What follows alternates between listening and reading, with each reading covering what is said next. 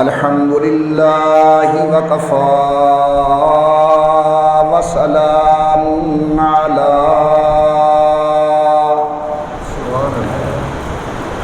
سيد الرسل وخاتم الأنبياء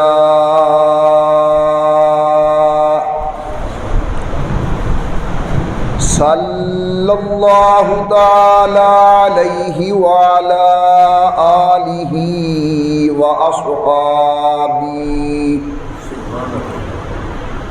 وأصحابه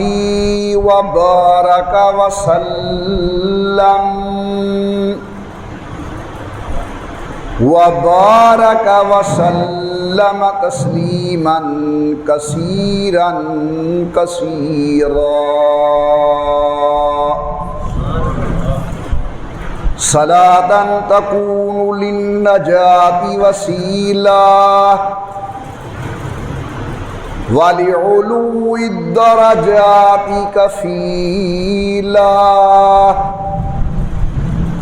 صلاة تحل بها العقد وتفرج بها الكرب. صلاة تكون لك رضاء ولحقه أداء.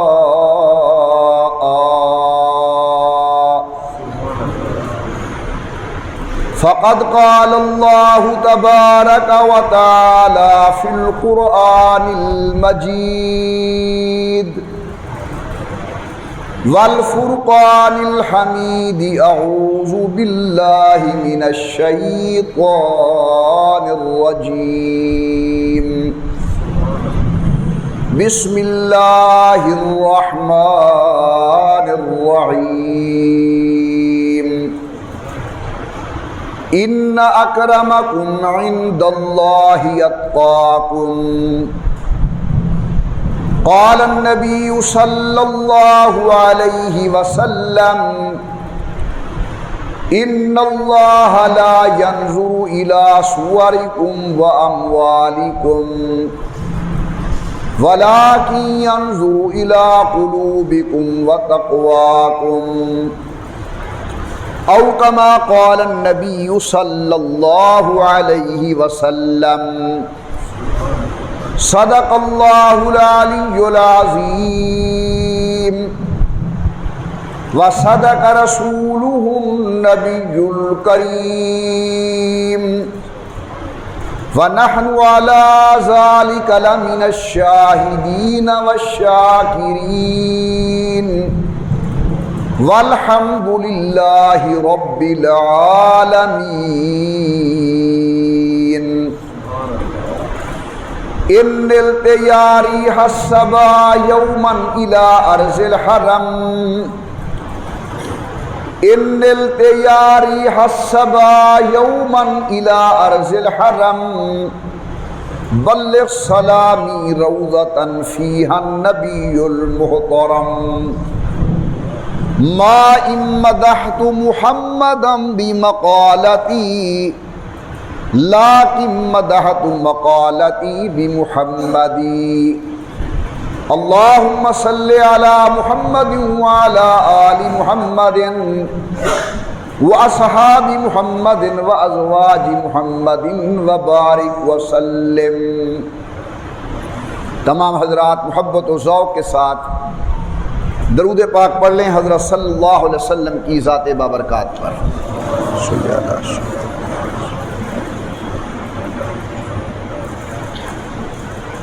اللہ تبارک و تعالیٰ کی بے انتہا حمد و توصیف، سرور کائنات مفخر موجودات،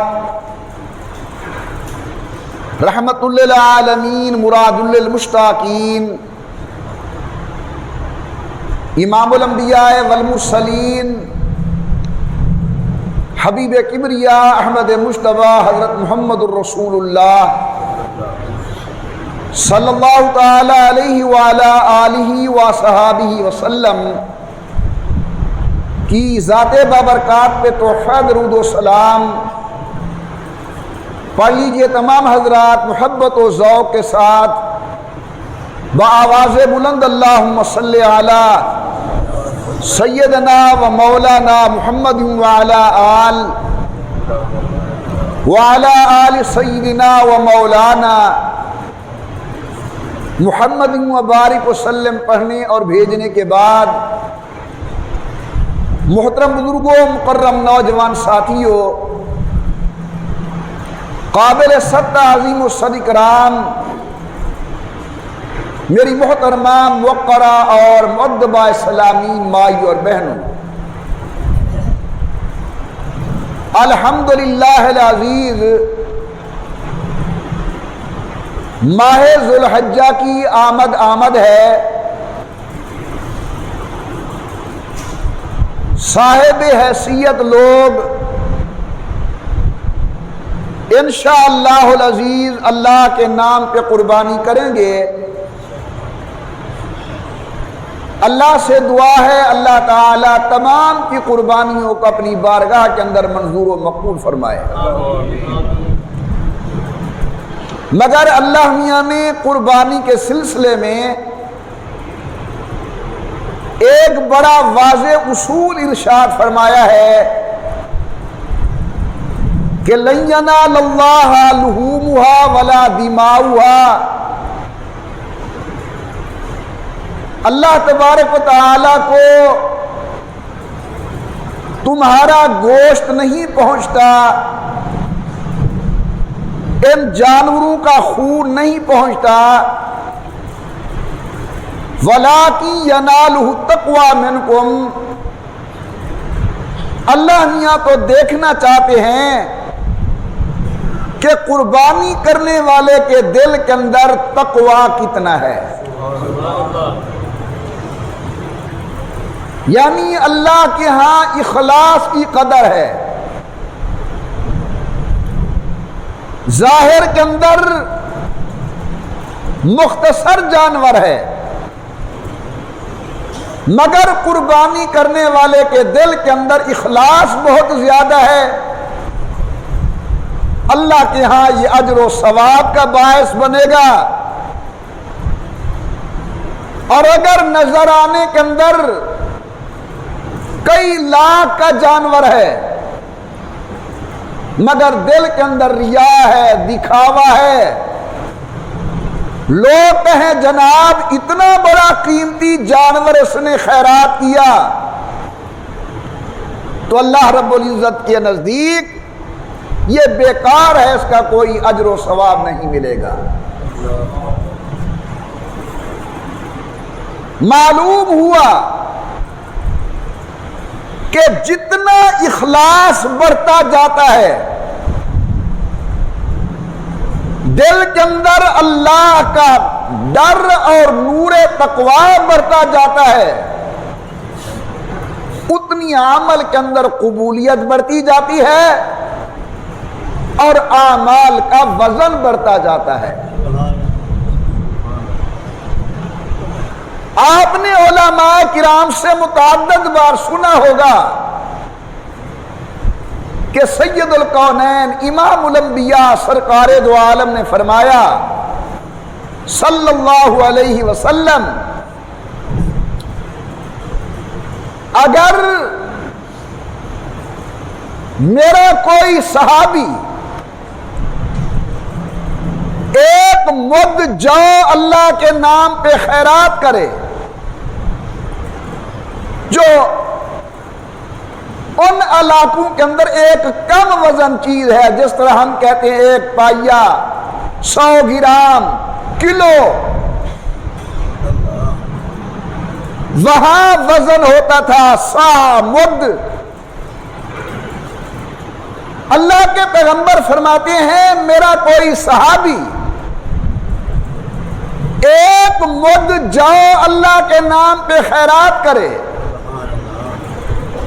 اور بعد میں آنے والا مومن احد پہاڑ کے برابر سونا خرچ کرے، اس کا احد پہاڑ کا خرچ کیا ہوا سونا اس صحابی رسول کی ایک مد کا مقابلہ نہیں کر سکتا۔ اب آئیے سمجھیے وجہ کیا ہے۔ وجہ یہ ہے کہ ان کے دل کے اندر جو اخلاص ہے، صحبت نبوت کی وجہ سے، حضور اکرم کے فیض کی وجہ سے، اللہ کے پیغمبر کی خدمت میں رہنے کی وجہ سے، وہ بعد میں آنے والے لوگوں کے دلوں کے اندر وہ اخلاص نہیں مل سکتا۔ تو واجب الاحترام بزرگوں، اللہ تبارک و تعالی کی نظر ہماری دل کی کیفیت پر ہے۔ اگر دل میں اخلاص ہے، تمہاری 2 رکعت نماز نفل اللہ کے ہاں قبول، اور اگر نعوذ باللہ میں ساری رات عبادت کروں اور دل کے اندر یہ ہو کہ لوگ کہیں جناب بڑا عبادت گزار آدمی ہے، بڑا نیکوکار آدمی ہے، لوگوں کے دکھاوے کے لیے، تو میری ساری رات کی عبادت ضائع اور بیکار جائے۔ ہمیں اعمال کے اندر اخلاص پیدا کرنے کی ازحد ضرورت ہے۔ امام بخاری رحمت اللہ علیہ نے اپنی صحیح بخاری شروع کی، جسے امت کے بڑے لوگ اصح الکتب بعد کتاب اللہ کا نام دیتے ہیں۔ انہوں نے پہلی حدیث کون سی نقل کی؟ انما الاعمال بالنیات، کہ اعمال کا دار و مدار نیت پر ہے۔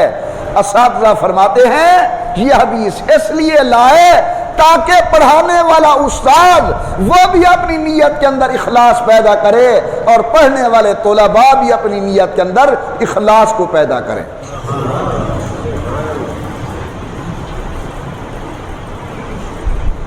حضور اکرم صلی اللہ علیہ وسلم کے ایک غلام ہیں، صحابی ہیں، حضرت عبداللہ ذوالبجادین رضی اللہ تعالی عنہ۔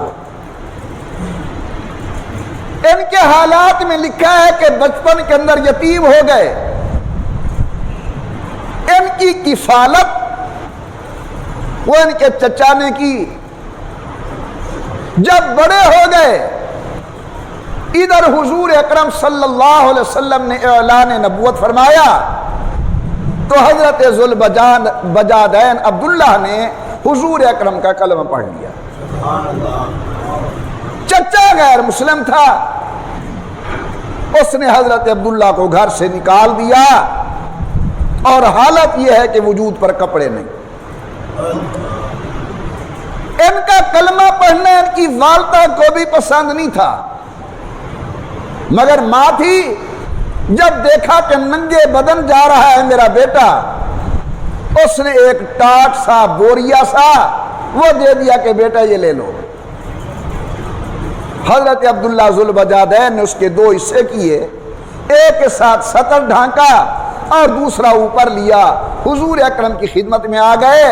اس اللہ کے بندے کا معمول یہ ہے کہ دن اور رات یہ حضرت کے دروازے پر بیٹھا رہتا ہے اور اونچی آواز سے اللہ کا ذکر کرتا ہے۔ لا الہ الا اللہ، لا الہ الا اللہ، اللہ اکبر، سبحان اللہ، الحمدللہ، یہ کلمات اونچی اونچی آواز سے حضرت عبداللہ ذوالبجادین کہتے ہیں۔ حضرت سیدنا عمر رضی اللہ عنہ نے حضور اکرم کی خدمت میں گزارش کی کہ اللہ کے نبی، اللہ تو دل کے راز اور بھید جانتا ہے، یہ جو عبداللہ اونچی اونچی آواز سے ذکر کرتا ہے، نعوذ باللہ کہیں یہ ریاکار تو نہیں، یہ دکھاوے کے لیے تو نہیں کرتا؟ نبی کریم اس کے مزاج کو سمجھتے تھے، فرمایا عمر یہ ریاکار نہیں، یہ اللہ کے مخصوص بندوں میں سے ہے۔ اب دیکھیے، بظاہر اونچا ذکر کرنے کے اندر ریا کا شبہ موجود تھا، لیکن رحمت کائنات کی نظر ان کے دل میں موجود اخلاص پر تھی کہ یہ زور سے ذکر کر رہا ہے، مقصد اللہ کو راضی کرنا ہے، یہ کسی کو دکھاوا نہیں ہے۔ علماء کرام لکھتے ہیں کچھ دن گزرے، حضرت جناب عبداللہ ذوالبجادین کا انتقال ہو گیا. رات کا وقت ہے. سید الکونین سرکار دو عالم سب محبت سے کہہ دیں صلی اللہ علیہ وسلم. جب حضور اکرم کا نام اسم گرامی آئے، ہم مسلمانوں پر لازم ہے حضرت کی ذات پہ درود پاک بھیجنا پڑھنا.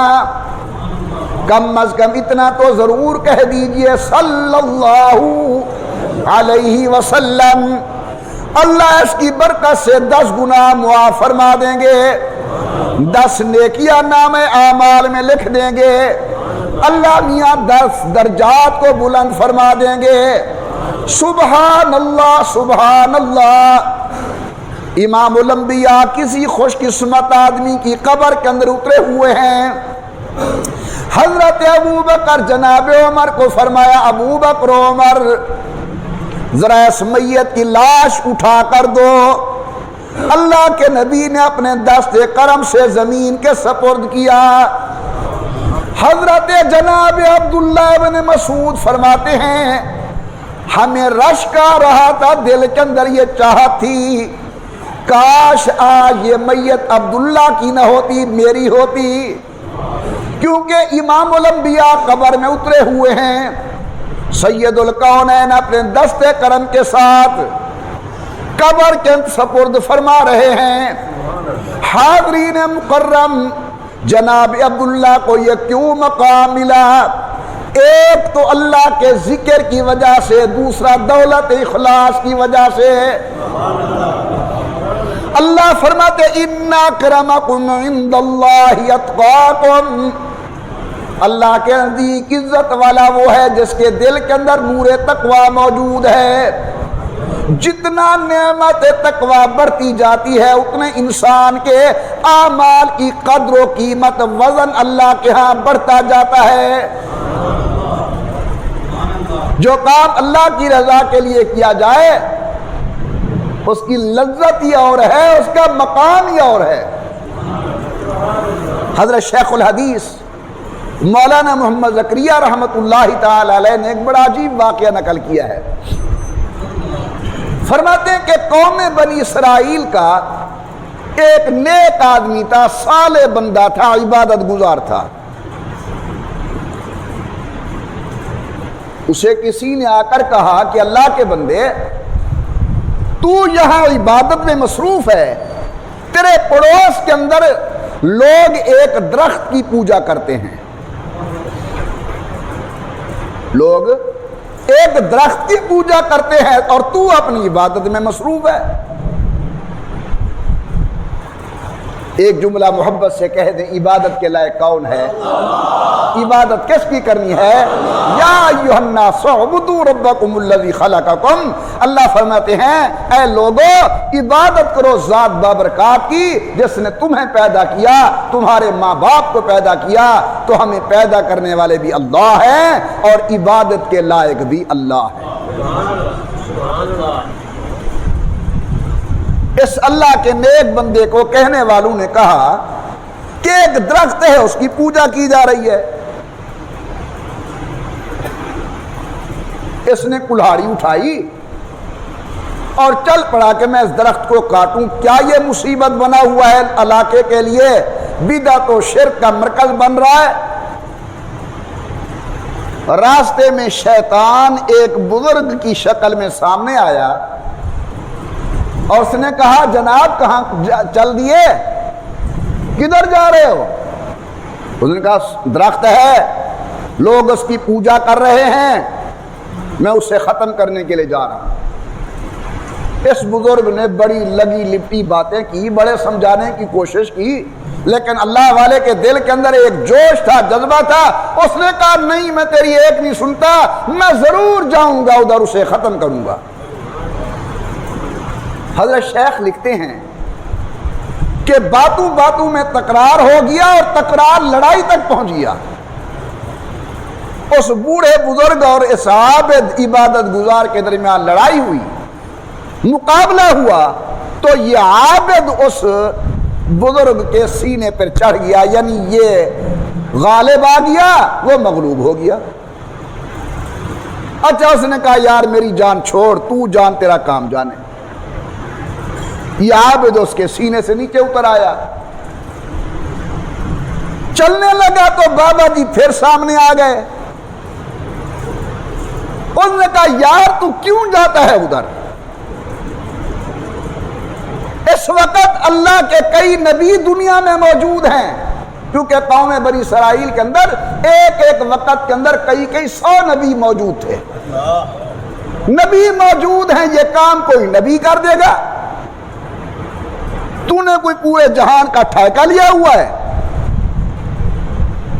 اس نے کہا تو نے مجھے کہا تھا میں تیرے راستے میں آڑے نہیں آؤں گا، پھر تو درمیان کے اندر آ رہا ہے۔ معاملہ پھر ہاتھا پائی کے اندر آیا، لڑے۔ یہ عابد صاحب اس بوڑھے کے سینے پہ پھر سوار ہو۔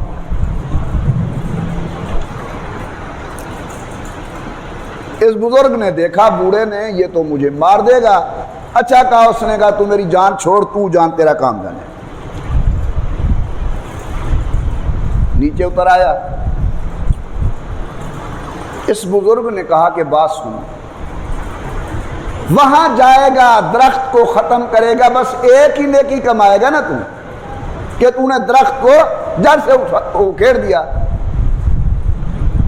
تو ادھر نہ جا، میں تجھے روزانہ 3 دینار دوں گا، سونے کے سکے، خود کھا، طبیعت کے اندر طاقت آئے گی، ساری رات عبادت کرے گا۔ بچوں پہ خرچ کر، بچے مطمئن ہوں گے، تو زیادہ وقت عبادت کو دے سکے گا۔ اور فقراء مساکین پہ خرچ کر، تجھے روزانہ 3 اشرفیاں دوں گا۔ اس عبادت گزار کو بابے کی بات سے میں جا گئی۔ اس نے کہا چلو ٹھیک ہے، گھر آ گیا۔ صبح اٹھا تو تکیے کے نیچے 3 روپے پڑے تھے، لے لیے، 1 روپیہ خود کھایا، 1 بچوں پہ خرچ کیا، 1 اللہ کے نام پہ خیرات کی فقراء پر۔ دوسرے دن پھر 3 روپے پڑے تھے، 1 روپیہ اپنے اوپر، 1 بچوں پر، 1 غرباء پر۔ تیسرے دن ایسے، چوتھے دن ایسے، 5ویں دن دیکھا تو کچھ نہیں پڑا۔ 6واں دن آیا، پیسے نہیں ہیں۔ اب یہ بزرگ پھر کلہاڑی اٹھا کر روانہ ہوا۔ آگے بابا وہی سامنے آیا، ول کدے میں بھائی میاں؟ اس نے کہا میں نے درخت کو کاٹنا ہے، یہ لوگوں کے عقائد خراب ہو رہے ہیں۔ اس نے کہا میں بالکل نہیں جانے دوں گا تجھے۔ پھر ہاتھا پائی ہوئی۔ آج اللہ کی قدرت، یہ عبادت گزار نیچے آ گیا اور بوڑھا اوپر سینے کے سوار ہو گیا۔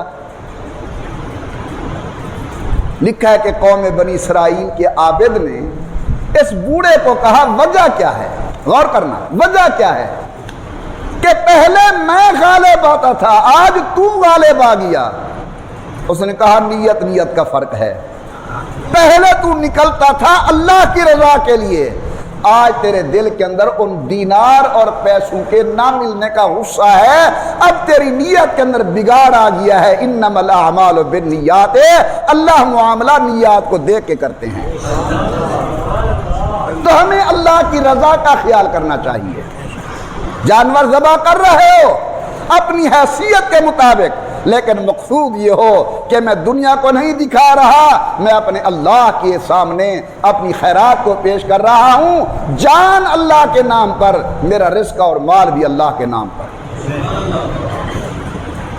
میرے محترم دوستو، امام الانبیاء سرکار دو عالم نے فرمایا، کہہ دیجئے زبان سے صلی اللہ علیہ وسلم، ان اللہ لا ينظر الى صورکم واموالکم، اللہ تمہاری شکلیں نہیں دیکھتے، خوبصورت ہے یا بدصورت ہے، اللہ یہ نہیں دیکھتے کالا ہے یا گورا ہے، ولکن ينظر الى قلوبکم وتقواکم، اللہ میاں تمہارے دل کے اندر موجود نور تقوی کو دیکھتے ہیں، اللہ میاں نور ایمان کو دیکھتے ہیں، معلوم ہوا میرے دوستو جتنا اعمال صالحہ کے اندر اخلاص بڑھتا جائے گا اتنی اللہ کے ہاں اجر و ثواب قیمت قدر بڑھتی جائے گی۔ آج ہماری نگاہ کے اندر دنیا ہے، اس کے اندر یہ نہیں نعوذ باللہ میں تمہیں کہہ رہا ہوں میں بھی تمہارا بھائی ہوں، اس مرض کا میں بھی مریض ہوں، لیکن کبھی دنیا کے معنی پر غور کیا ہے کہ دنیا کا معنی کیا ہے؟ یہ جو ہم لفظ بولتے ہیں دنیا دنیا دنیا، دنیا کے معنی پہ ذرا غور کریں۔ علماء نے دو معنی لکھے ہیں، ایک معنی ہے دنو سے، دنو کا معنی ہوتے ہے قریب ہونا۔ دنیا کو دنیا اس لیے کہا جاتا ہے کہ اس کے زوال کا وقت قریب ہو چکا ہے، یہ بہت جلدی ختم ہو جائے گی، ستارے بے نور ہو جائیں گے، سورج بے نور ہو جائے گا، چاند بے نور ہو جائے گا، پہاڑ روئی کی طرح اڑتے ہوئے نظر آئیں گے، کالعہن المنفوش، زمین پر زلزلے ہوں گے، زمین اپنی دولت کو اگل کے باہر رکھ دے گی۔ دنیا کو دنیا اس لیے کہتے ہیں، اس کا معنی ہے قرب، یہ قریب و زوال ہے، بہت جلد ختم ہو جائے گی۔ اور بعض علماء نے لکھا ہے کہ دنیا دناعت سے ہے، دناعت کا معنی گھٹیا چیز، بے قیمت چیز۔ اللہ کی جنت کے مقابلے میں دنیا گھٹیا چیز ہے، اللہ کے فضل کے مقابلے میں دنیا گھٹیا چیز ہے، اللہ کے انعام کے مقابلے کے اندر دنیا گھٹیا چیز ہے۔ پھر مجھ سے زیادہ کم عقل کون ہوگا جو اعلیٰ کو چھوڑ کر ایک ادنا کے پیچھے لگا ہوا ہے دن رات۔ اللہ والوں کی نظر کچھ اور دیکھتی ہے، ہماری نظر کچھ اور دیکھتی ہے۔ ایک مشہور تابعی ہیں حضرت سعید بن المسیب رضی اللہ تعالی عنہ، بڑے جلیل القدر تابعی ہیں، بہت بڑے عظمت والے تابعی ہیں۔ تابعی کسے کہا جاتا ہے؟ جس نے صحابۃ الرسول کے چہرے انور کی زیارت کی ہو حالت ایمان کے ساتھ۔ اگر کسی نے سید الکونین کے چہرے کی زیارت کی اسے کیا کہا جاتا ہے؟ صحابی۔ اور جس نے صحابی کے چہرے کو حالت ایمان کے ساتھ دیکھا اسے کیا کہا جاتا ہے؟ تابعی۔ یہ حضرت سعید ابن المسیب رضی اللہ تعالی عنہ تابعی ہیں۔ ان کی خدمت کے اندر ایک آدمی اکثر آتا جاتا رہتا تھا، عبداللہ ابن ابی وداع۔ جس طرح ہوتے ہیں نا بعض خاص مرید تعلق دار، یہ زیادہ آتا جاتا رہتا تھا۔ کچھ دن عبداللہ بن ابی وداع نے آنا جانا چھوڑ دیا۔ ہوں سارا بھائی محمد عمر ہے، یہ تقریباً 55 سال کو جمعہ پڑھتا پیا، اس 50 کا لازم ہے۔ ہوں جڑا نہ ہوئے نہیں جا خالی پی ہوں ہے۔ جو ساتھی مستقل آتے ہیں جب نہ آئے تو طبیعت چاہتی ہے کہ وہ ساتھی ہمارا کیوں نہیں آیا۔ حضرت سعید بن مسیب رضی اللہ تعالیٰ عنہ کی خدمت کے اندر یہ عبداللہ بن ابی وداع کافی آتے جاتے تھے، اچانک کچھ دن نہ آئے، پھر آئے تو حضرت سعید نے پوچھا کہ ابو وداع ابن ابی وداع اتنے دن کیوں نہیں آئے؟ اس نے کہا حضرت میری بیوی فوت ہو گئی ہے اور میں اسی کی تجہیز و تکفین کے اندر غم دکھ کے اندر رہا ہوں، ملنے جلنے والے آ رہے تھے اس لیے میں نہیں آ سکا۔ فرمایا انا للہ و انا الیہ راجعون، تعزیت فرمائی۔ لگے ہاتھ ایک بات سمجھ لیں، تعزیت کا معنی یہ نہیں ہوتا کہ اگلے کے جا کر آنسو نکلوانا۔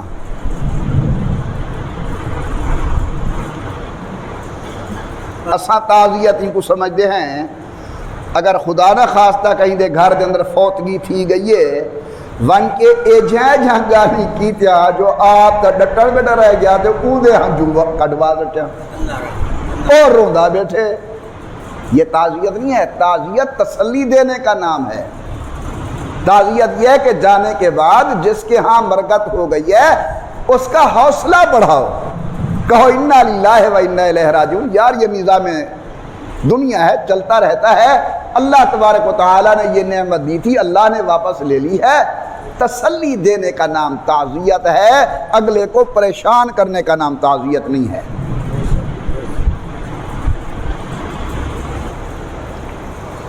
حضرت نے پوچھا، اس نے کہا جی بیوی فوت ہوئی. فرمایا انا للہ و انا الیہ راجعون. جانے لگا عبداللہ بن ابی وداع تو حضرت سعید بن مسیب کہتے ہیں اور شادی کر لی. کہنے لگے جی میں غریب آدمی ہوں، 3-4 ٹکے گھر میں ہیں، مجھے کون دیتا ہے رشتہ؟ فرمایا نہیں گھبرانا نہیں چاہیے، اللہ تعالیٰ نے پیدا کیا ہے، اللہ جوڑ بناتا ہے، اللہ رشتہ دے گا. باتوں کے اندر گھر چلے گئے، واپس آئے اور کہا کہ میں اپنی بیٹی تیرے نکاح میں دیتا ہوں. سنیے، میں اپنی بیٹی تیرے نکاح میں دیتا ہوں. یہ وہ بیٹی ہے جو اس وقت کے گورنر عبد الملک بن مروان نے اپنے بیٹے ولید کے لیے مانگی تھی، لیکن سعید بن مسیب نے انکار کر دیا. گورنر اپنے بیٹے کے لیے حیا والی خاتون کا رشتہ مانگ رہا ہے، حضرت سعید نے انکار کر دیا. شاید سعید کی نظر ان جیسے لوگوں کو تلاش کر رہی تھی کہ جن کے دل کے اندر اخلاص ہو، جن کے دل کے اندر نور تقوی ہو، جن کے عمل کے اندر حضور کی سنت ہو. میرا داماد ایسا آدمی بنے. میرے پیارے بھائی، میں دن رات اسی خدمت میں بیٹھا ہوا ہوں. ہر وہ آدمی جس نے پیسے دے کر بیٹی کے رشتے کیے ہیں پریشان ہے. اپنے قریبی رشتہ داریاں چھوڑی، باہر رشتے کیے 4 پیسے کی خاطر. ان کو لالچ تھی ان کے ساتھ، اس کو لالچ تھی ان کے ساتھ. لالچ والے رشتے باقی نہیں رہتے، لالچ والی محبتیں باقی نہیں رہتی. علماء کرام لکھتے ہیں سعید بن المسیب رضی اللہ تعالی عنہ نے آ کر اپنی بیٹی کا رشتہ حضرت جناب عبداللہ کے ساتھ کر دیا. بالکل غریب آدمی. عبداللہ کہتے ہیں میرے دل کی کیفیت تو میرا اللہ ہی بہتر جانتا ہے. کتنی خوشی تھی. حضرت جناب عبداللہ فرماتے ہیں شام کا ٹائم تھا، مغرب کے بعد نماز پڑھ کے گھر آیا، کھانا کھایا. سارا دن اسی سوچ کے اندر گزرا، نکاح ہو گیا، کسی سے قرض لوں گا، شادی کروں گا. مغرب کی نماز سے فارغ ہوا، کھانے کے بعد دروازہ کھٹکھٹایا کسی نے. میں نے اندر سے پوچھا کون؟ کہنے لگے سعید. کہتے میرے تو ذہن میں بھی نہیں تھا کہ سعید بن مسیب ہوں گے، کیونکہ ان کو گھر اور مسجد کے علاوہ کسی نے کسی اور جگہ پر کبھی دیکھا ہی نہیں تھا. میں نے پھر پوچھا کون؟ کہنے لگے سعید. دروازہ کھولا تو میرے سوزر حضرت سعید بن مسیب موجود ہیں. میں نے کہا حضرت مجھے حکم فرما دیتے میں حاضر ہو جاتا. فرمائے نہیں، اس وقت ہمارا حاضر ہونا زیادہ مناسب تھا. حضرت کیسے تشریف لے آئے؟ توجہ فرمانا. آپ نے فرمایا بیٹا جب تیرا نکاح ہو گیا، رشتہ ہو گیا، اب میں نے مناسب سمجھا نکاح والے آدمی کو بیوی کے بغیر رات نہیں گزارنی چاہیے. میں اپنی بیٹی تیری بیوی ساتھ لے آیا ہوں، یہ اپنی امانت سنبھال. اندر دروازے کے روانہ کر کے جناب سعید واپس چلے گئے. اللہ والوں کی نظر کیا دیکھتی ہے، ہماری نظر کیا سوچتی ہے. آج جو کچھ میں تقریباً 3 گھنٹے کے قریب ہو گئے گزارشات عرض کرتے، وہ یہ ہے کہ اللہ ہمارے اخلاص کو دیکھتے ہیں، اللہ ہماری دل کی نیات کو دیکھتے ہیں۔ معمولی عمل ہے لیکن دل کے اندر اخلاص ہے، مقام بڑھ جائے گا۔ دیکھنے کے اندر بہت بڑا جانور میں ذبح کر رہا ہوں، لیکن مقصود یہ ہے لوگ کہیں جناب بڑا سخی ہے، لوگ کہیں بڑا خیرات کرنے والا ہے، اللہ کے یہاں زیادہ قیمت والے جانور کی کوئی قدر نہیں، وقت نہیں۔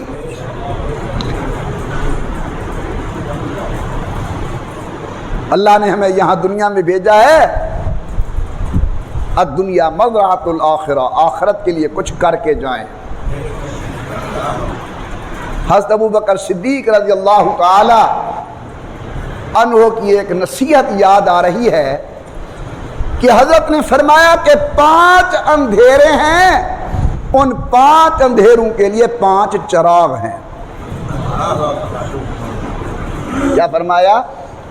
5 اندھیرے ہیں اور 5 اندھیروں کے لیے 5 چراغ ہیں۔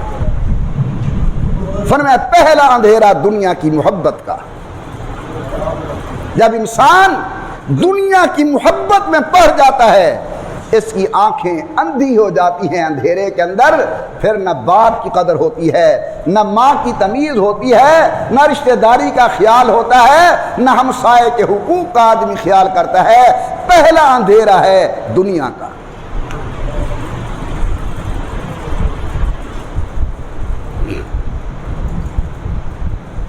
اس دنیا کے اندھیرے سے نکلنے کا چراغ ہے اپنے دل کے اندر اللہ کا خوف پیدا کرنا۔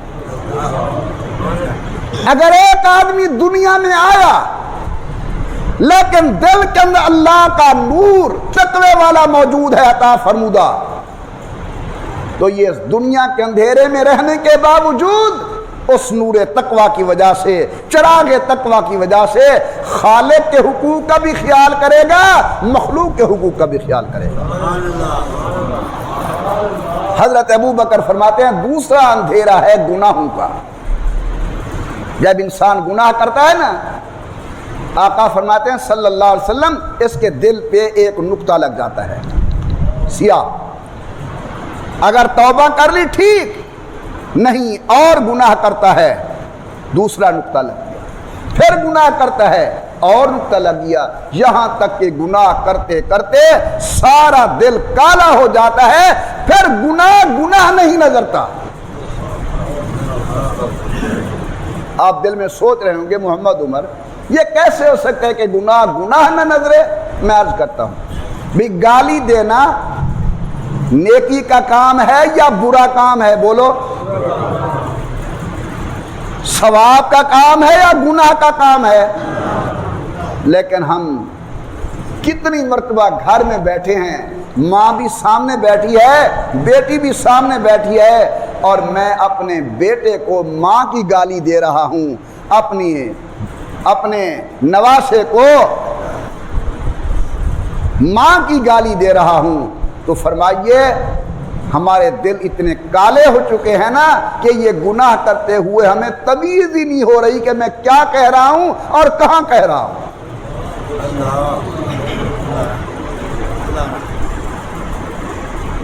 کم تول رہا ہوں دینے کے اندر سودا، کسی نے کہا یار نہ کرو میاں، ایسے کام نہیں چلتے، کاروبار ہوتے ہی ایسے ہیں۔ بات کرنے کے اندر دھوکہ دے رہا ہوں، کسی نے کہا یار جھوٹ کیوں بولتے ہو؟ ہاں سچ بولے تو پھر میں نے کاروبار کر لیا، یہ تو ہوتا ہی ایسے نہیں۔ میرے محترم دوستو، دنیا کا اندھیرا اس کے لیے نور چراغ تقوی، گناہوں کا اندھیرا اس کے لیے حضرت فرماتے ہیں چراغ ہے توبہ۔